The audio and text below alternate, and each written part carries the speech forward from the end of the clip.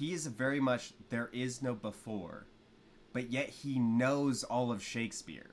There was a before, and it sucked. And yet it was such a complete, fulfilling episode. She barely finished it before her end. Fine on its own, and I don't need any more, and I love it. This is a great argument for how important the arts are.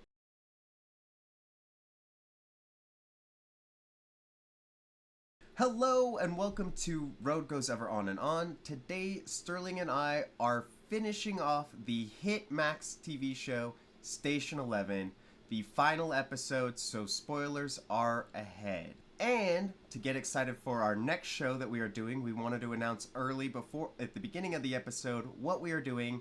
Our next show is going to be season 4 of Only Murders in the Building. So a little bit of homework beforehand, but come back with us. We're going to do Only Murders Season 4. And if you are liking the content, please give us a like. It's really appreciated. And if you want to stay up to date with our content, just hit that subscribe button and turn on that bell for notifications. And with that, Sterling, let's talk about Miranda. We got a conclusion to her story, which I think it was needed to know what truly happened to Miranda. Yeah, I think this show did a great job of having, I think, the beginnings and endings of stories, and still not necessarily filling in all the gaps in the middle. And so she was definitely one of those characters that I kind of felt that a little bit with her. I feel like there is so much story of hers to tell that led us to this point.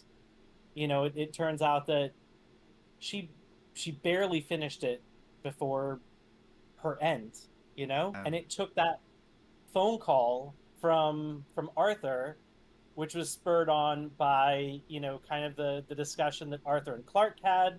It's interesting how all these things kind of weave together. It was very nice seeing her story kind of finish, though.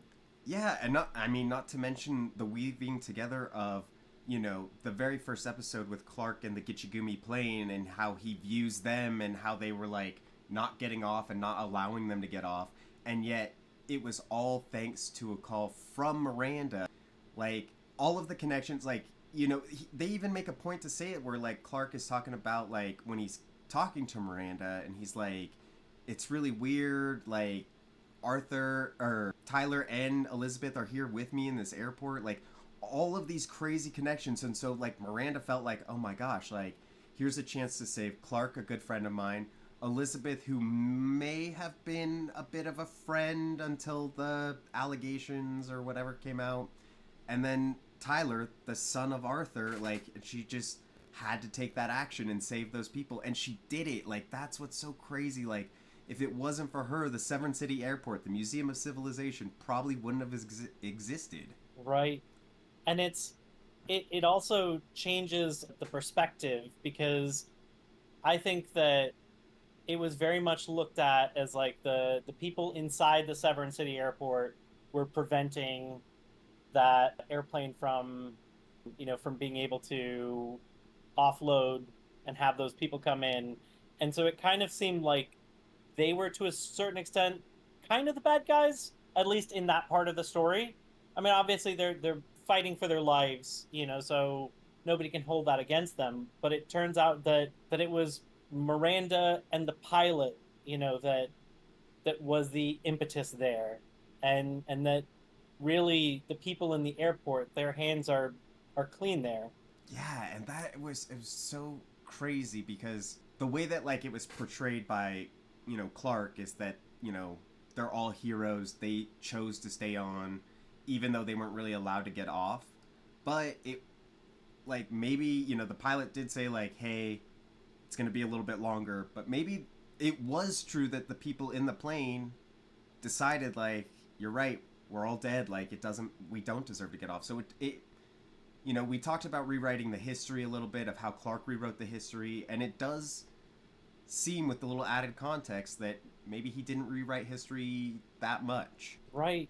Yeah, so it really kind of shifts that perspective. And it was, I think we also kind of got to see with Miranda's story how the flu progresses. And it wasn't kind of as post-apocalyptic as I would have thought, where it's like you think of a plague and I think of people, something that deadly that people are like bleeding from their eyeballs or something like that. And it seemed like it was a Jim, was just kind of lying down, and it seems like he's just has less and less energy and is just kind of going down for sleep. So this is so different from so many other kind of post-apocalyptic stories where you see something horrific and there's this huge story. And I don't know, the scale of this feels different. The way that the flu was portrayed was different. Like everything about the story is beautiful. Agreed. I think that this story is so well done. Like, I don't know about you, but definitely this episode brought a tear to my eye. Yeah, I feel like it really brought in the feels in so many different places, and it everything really came together. Once again, like I feel like we still have some kind of missing middle points, where we got kind of the beginnings of stories, the end of stories, maybe some of those kind of middle points, but in seeing that, we see how everything kind of weaves together, and it's so beautifully done. So beautifully done. I mean, finding out that, we got the tease in Miranda's episode originally about Hurricane Hugo, to find the conclusion of her Right. story and like what was the impetus to create Station 11, and crazy just like how it was all interconnected, and yet we get the answer payoffs. Like, I didn't even expect to see, like, I know you had mentioned you saw Miranda in the preview, but I didn't expect to see Miranda again because I felt like there was going to be so much happening in this final episode that we wouldn't have time for it. And what's crazy about this episode, it feels like, as a finale, there is expectations of like a big climactic scene.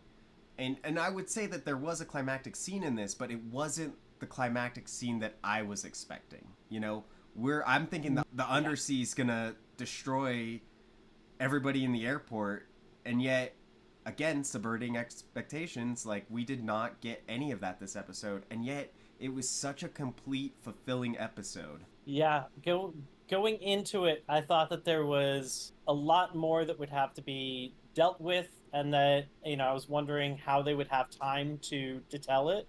And I thought there was plenty of time. I thought the pacing of this episode was very deliberate. I don't feel like it felt rushed or bloated. It was really well done how everything was kind of wrapped up in the end. Yeah, and I think that possibly leads us into kind of that next area with in the Severn City airport with all the kind of players there. This whole thing blew my mind, where I loved Kirsten's kind of reasoning for what she did, because there's what she specifically said, and then there was another moment which I think was like what really did it for her. But at one point, I think maybe Clark asks her, like, why are you doing it? And she said that she tried stabbing him. Yeah, I tried killing him. So it's like, and I same with Tyler. He asks, like, why are you helping me? And she's like, well, I tried killing you, but it didn't work, so I figure might as well help you. but I think there was a line somewhere else which I think really shows the drive, where she's talking about the fact that nobody gets somebody back from the before, so that was so important to her, that is like this never gets to happen, and you two have this opportunity, and she's going to force it to happen. And it, like, the way that came together, the way that she forced that conversation was absolutely beautiful.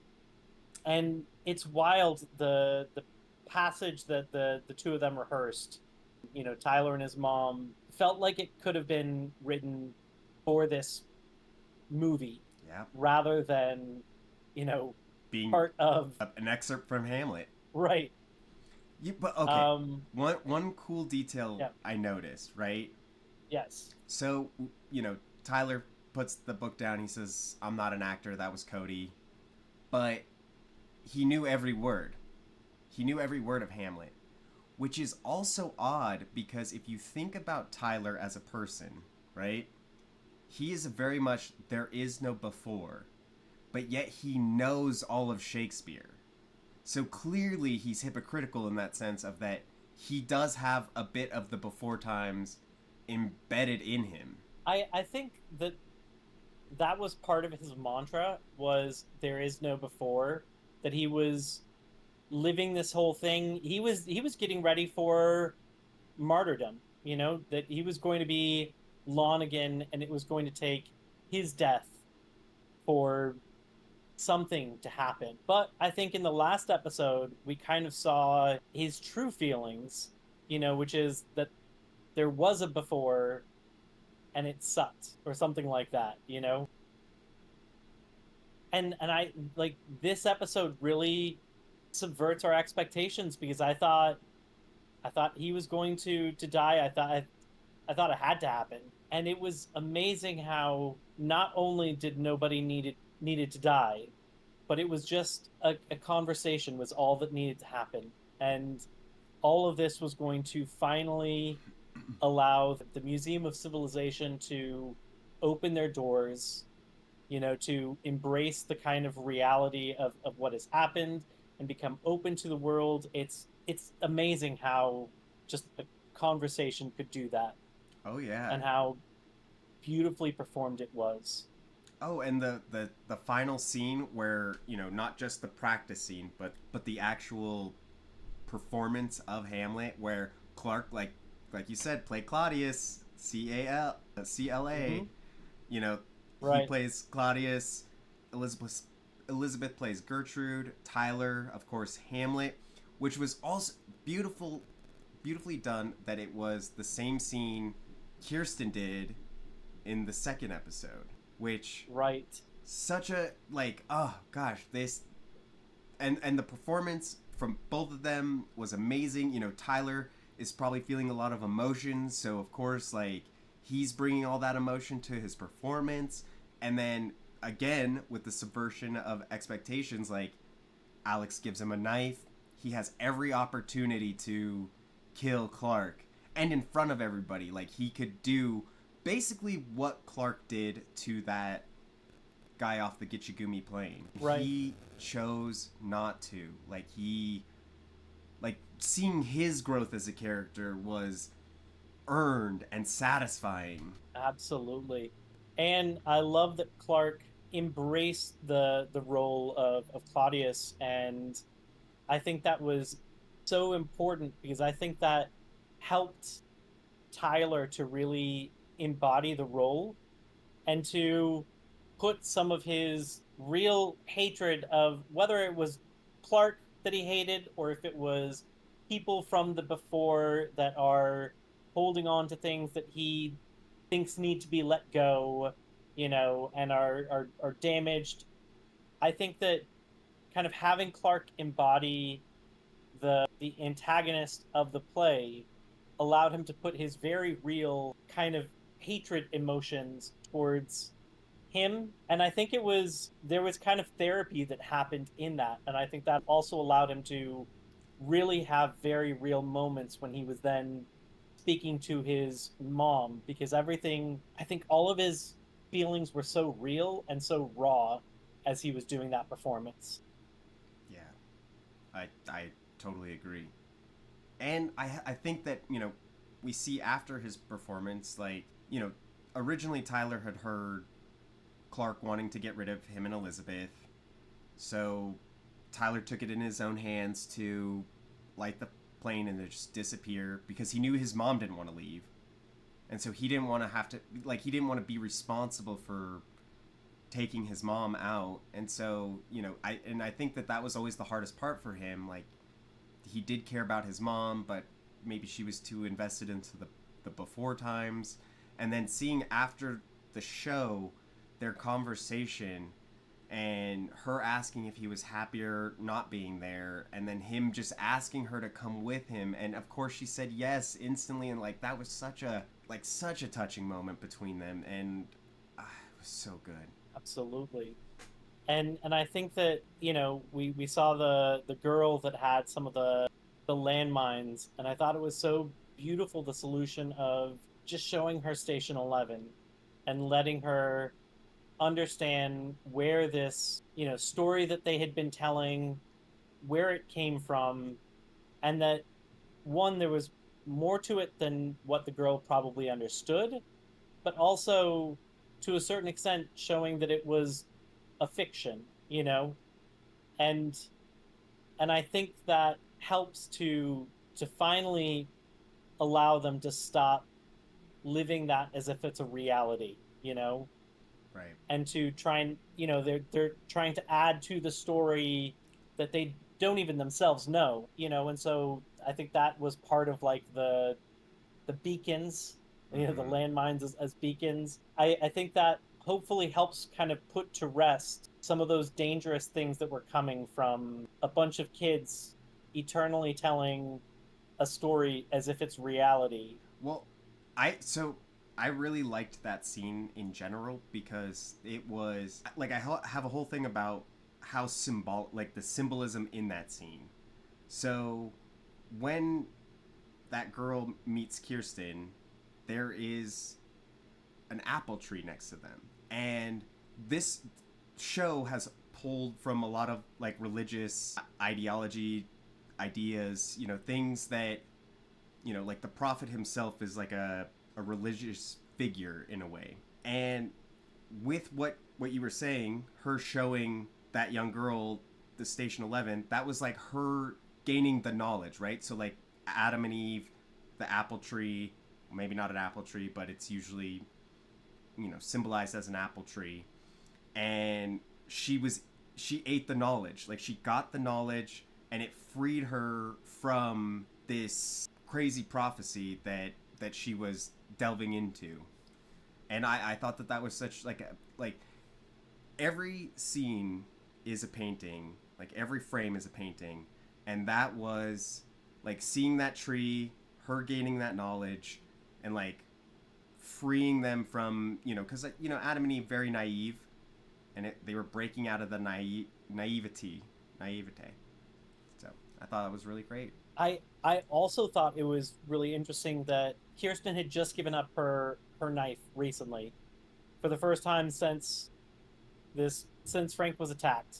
You Mm-hmm. know, in all this time, she's had at least that one knife, and oftentimes many more. And for once, she's not resolving the situation with violence, and instead, it's a simple act of kindness, and also sharing something that meant so much to her with somebody else. So it's just sharing a book, Yeah. and that can be a solution, and that it doesn't all have to be, knives and fighting. Like, I think that was a big turning point for her character, giving up the knife first Oh yeah.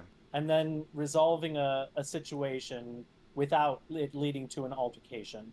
Which that was Kirsten to a T. Like what I believe Saeed says at one point. He's like, Kirsten's being Kirsten. Like she went to go kill him. Whatever. Like she's being Right. crazy out there, and she's the problem was resolved without it, and it was so just every character grew. It felt like even Yeah. Clark.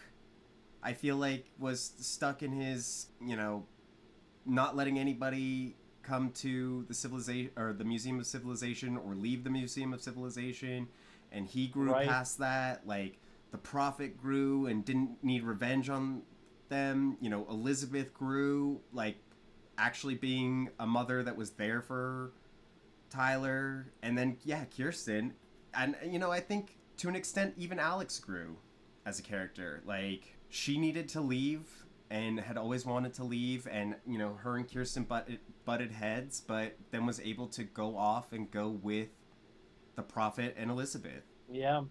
I thought it was another huge sign of growth for Kirsten when, yeah, she obviously pushes to keep Alex, but didn't push anywhere near as hard as she had pushed previously when the couple was leaving that got pregnant. Like she wanted to keep her friend, but she did let her friend make her own decision. And I also kind of think that it shows that she's allowing Alex to now make her own decisions. Alex can be an adult instead of always being, protected by Kirsten and under Kirsten's wing. Like this is the moment where she realized that Alex can do this on her own. She's grown. Yeah. And I still suspect that Alex is the daughter of Tyler. And something that could lend a little credence to that, she was very close with Elizabeth. Like before Kirsten got there, right. They were pretty buddy. So that's her grandma right there. Maybe there's a little bit of grandparent, granddaughter, and now she's going off with them. Just saying. Yeah, I love the fact that this doesn't tell the whole story. That there are still parts of it. Like what happened with the soccer team, and custodian that took off. Did anybody figure out the connection with Alex? Is that really the connection? There's so much of that, but it allows you to fill some of that out yourself. It allows some of that to still be something you can kind of consider. So I think you can go back and you can watch this a number of times, and each time you could fill it with whatever it is that you're going through. You can interpret it in a different way, and I think that's beautiful. Oh yeah, God, this show.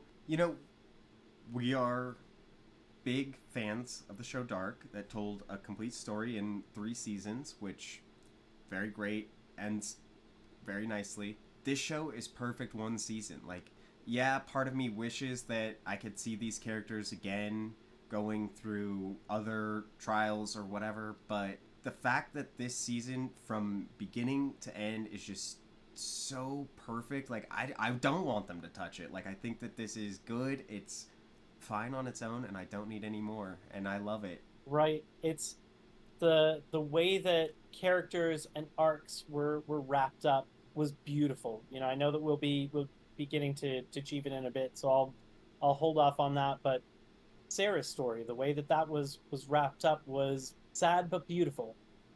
Yeah.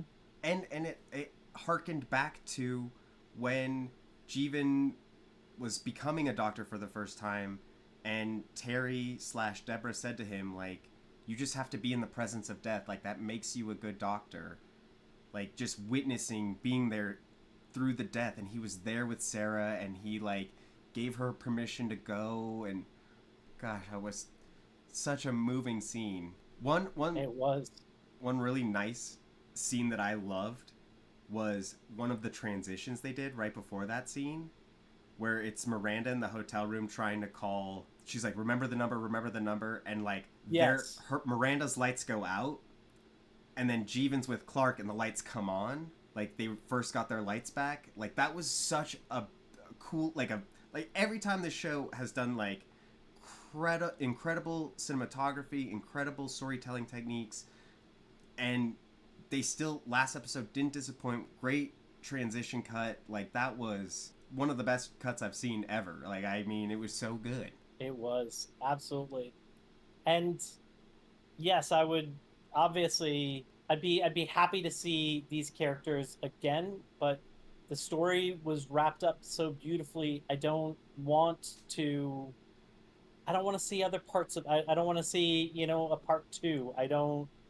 Obviously, not every ending is exactly what I would have thought I wanted, but it's so much better than what I could have hoped for. And this feels like a perfect end for it. And so I love that fact that it was just very well told. And, kind of like we've said in some of the other ones, like, it feels like vignettes, like each episode can kind of be a story that is almost self-standing. And I thought that this story of just a conversation between a parent and a child that hadn't seen each other in so long,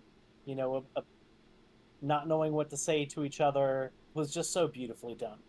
Oh yeah, and still weaving Hamlet into the narrative, like being able to use Hamlet to be able to reconnect this broken group. Like it's just, that's that magic that Arthur was talking about, that transcends, that, you know, just like Station 11, Hamlet, these are these things that transcend the art itself and like give meaning to these people and give this, these people can reconcile their differences. Absolutely. I think that this is a great argument for how important the arts are, because I think you really see the the impact that this work has, and on different scales.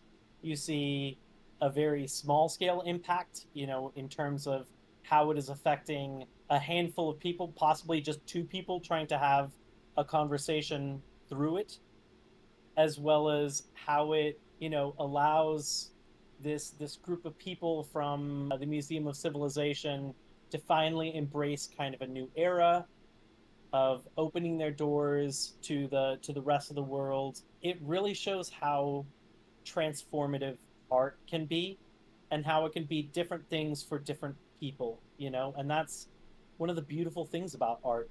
Like it's wild how, depending on who's looking at it, I think this play had a completely different impact to different people and had a different meaning to different people.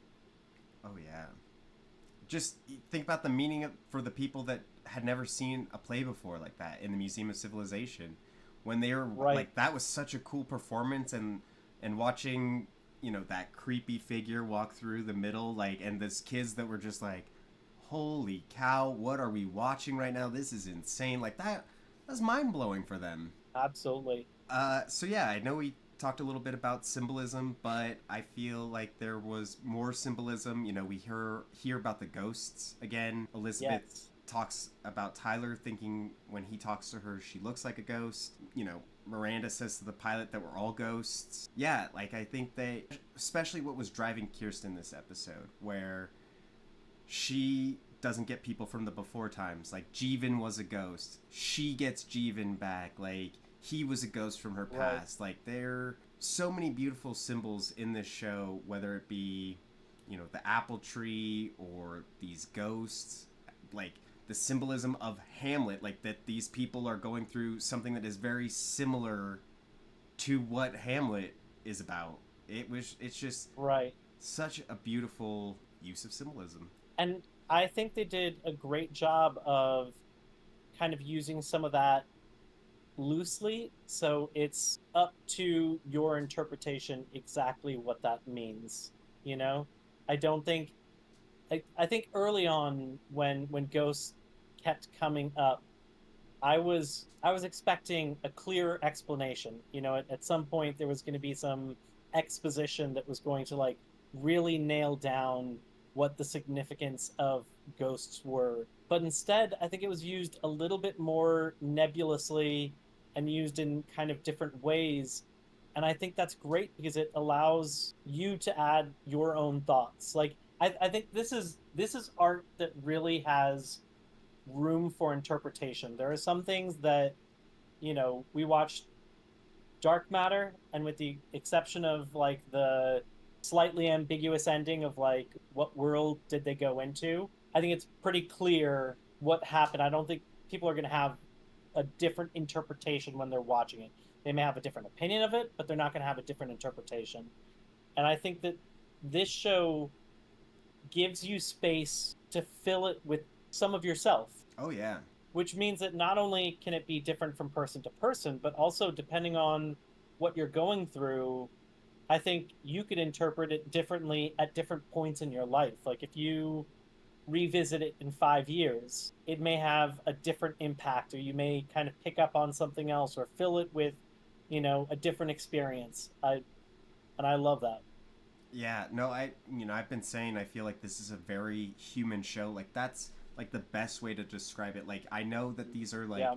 circumstances that we're not faced with, but I think it shows like the true depth of humanity, and like what you would do in that situation, what you would want to do in that situation. Like every every part of it makes sense for the human experience. Absolutely. Yeah, I think this is definitely one where there's does such a good job of like willing suspension of disbelief that even though the the plot that kind of sets this the whole thing up is seems far-fetched if you just like read a synopsis, you know? It's definitely once you're in it, it's easy to be transported into that world and to accept it and to be able to see yourself in it and see other people you know.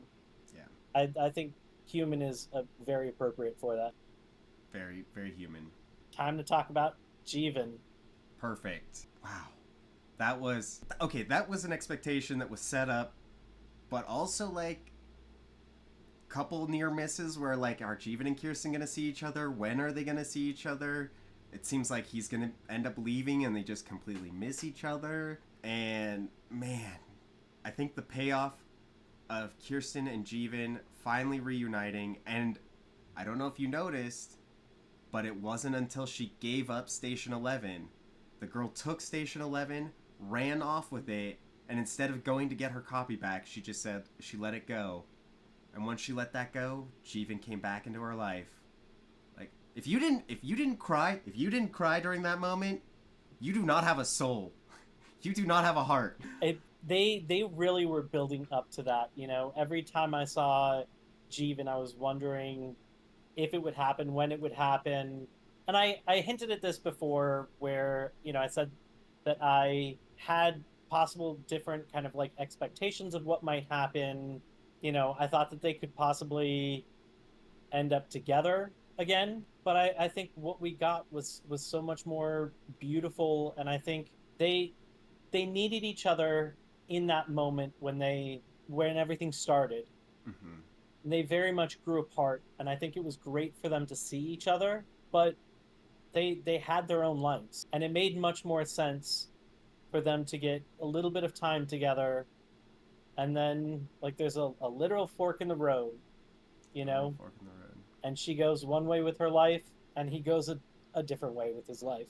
Which is what they had needed at the cabin, and you know they didn't want, because they just had each other, they don't want to admit that they need to go separate ways, but it was forced Right. upon them, and it was actually what they needed, and both of them were able to live happy, successful lives after each other, and in a way both of them got their happy endings. And I feel like Kirsten, you know, that big argument that you don't get people back. You don't get people back. And so she pushed for Elizabeth and Tyler to reconcile their differences, and after she helped them get back together, she got back someone. She got back Jeevan. Like and not to keep, but just to see him, and you know, I'm sure he got And to tell her what happened, why he left, and right. so beautiful. I think they both got to know that the other one was well, Yeah. which I think that's I think that was the big thing why they kept coming back was not necessarily because they had to be with the other person, but they wanted to know if they were all right. Right. And I think this, you know, if they don't see each other because, you know, Jeevan passes, he's getting old, something like that, I don't think it would be obviously be sad, but at that point, you know, I think that there's a certain amount of like closure and happiness and knowing, okay, they had a successful life, like they had a good happy life, they're in a good place. And it was interesting that, you know, once again, kind of what they had gone through kind of brought them to this, you know. It's interesting that the experiences in Jeevan's life, not even as a doctor, ended up making him one of the doctors in this world. And you mentioned it with the whole Sarah point, like he did a beautiful job by her side, you know. So he at this point he knows what to do, whether it's, you know, creating and delivering a salve for one person, or just being by somebody's side and letting them know that it's okay for them to to go if they want to. Yeah, and I loved that his conversation with Kirsten showed a bit of his growth, where he talks about raising the kids, and I think that was a bit of a mirror of like what Kirsten was going through, right? When he was raising Yeah. her in a way that like he was like, you love them, you get mad at them, they run away, and I felt like that was very poignant to their relationship, and that was basically him being like, I screwed up with you, like I shouldn't have been so hard on you and harsh, and but like as a parent you just get mad at your kids, and it like everything came full circle, and I felt like that was a way to even like bandage their relationship, because the last moment they had together he basically blamed her for Frank's death, which is Right. heartbreaking. Yeah, I think it's kind of like the play where the play allowed those two to have a conversation with each other and to borrow other people's words to fill that gap of what do we say. I think the conversation that Jeevan had where he's talking about his kids, very much like you said, I think it would have been a very awkward topic to directly talk about what happened so long ago in their past. But I think he was able to have that conversation in another way. I think she totally understood it. It was a beautiful little conversation that had multiple meanings to it.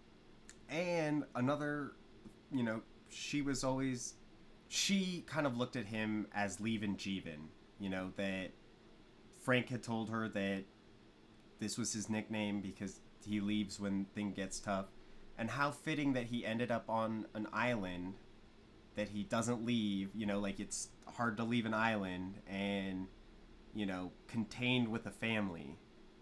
And I think it was just a beautiful ending to Kirsten and Jeevan's story, who we started off with in the very first episode, and no notes. Yeah, and I even loved at the end. I can't remember his name, but the newest member of the traveling symphony, you know, who I think of him as a little bit goofy, but it's interesting that he was talking as if he had this experience, but he's saying, we rarely go off the wheel. It's like that should be so much more significant coming from somebody that's actually lived that, Right.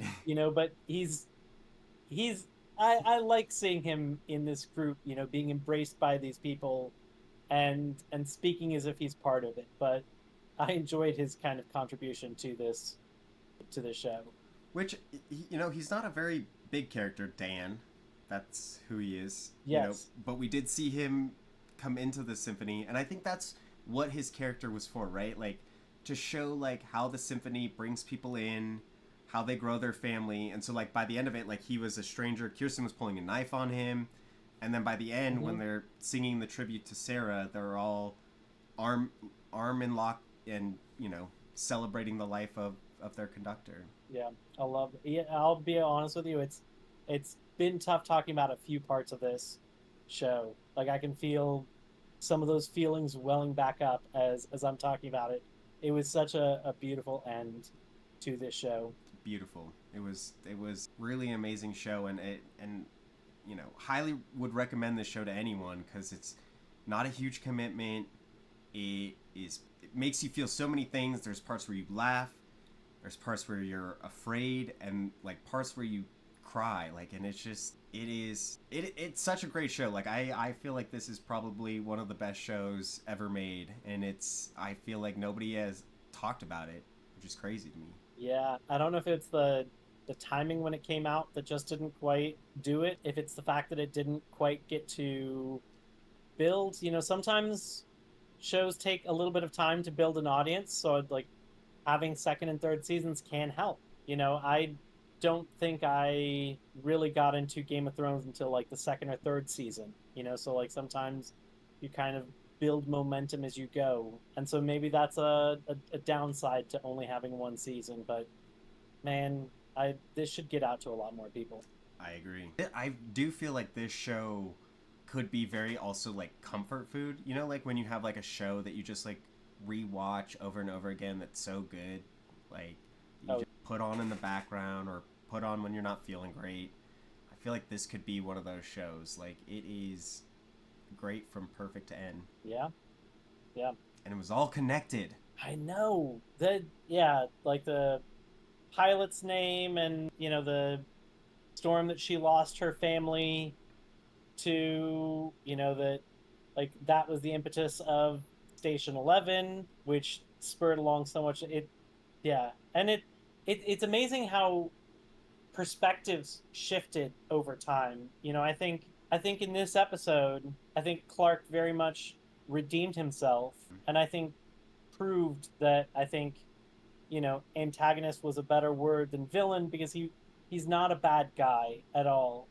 Yeah. And it made me happy to see him finally embrace change, and it was interesting. It's not like he needed to be defeated, Mm-hmm. it's but yeah, it's amazing how this show like changed perspectives over time, where it's like I loved Clark so much early on, and then you know some of the things he did seemed antagonistic, and it's like, oh no, is he kind of the bad guy? But then by the end, it's kind of circumstance and timing, how you're viewing them, and especially in this case, finding out that he wasn't responsible for the airline. Right. The prophet in the very beginning, he seems like this very dangerous character. Even Kirsten stabs him, and like Oh yeah, he's terrible, awful. Like he's blowing up people in Pinktree, and right, just seems like this awful character. And then you learn that like he's just this character that was really hurt by like the people around him when this first happened, and that they held a lot of this stuff from the before time that right. really negatively impacted him, that made him this kind of bad guy. But then he redeems himself, and it stops, and it was just so good. And he's going to have an adult, in his group. It's no longer just going to be, you know, kids from the before that are the undersea. I think this is going to be huge growth, and I think it's going to be great for all those kids to have, a grown up in their lives, and not just somebody that's playing make believe with them. Yeah. Um, But with that, I think our journey has come to an end. Thank you folks so much for joining us through Station 11. Come back next week with our newest show that we are doing, Only Murders in the Building, Season 4. We're trying something new with a comedy. We have a lot of hopes with this one, and we are very excited to do this and bring this to you. Until next week, I'm Mark. This is Sterling. Thanks.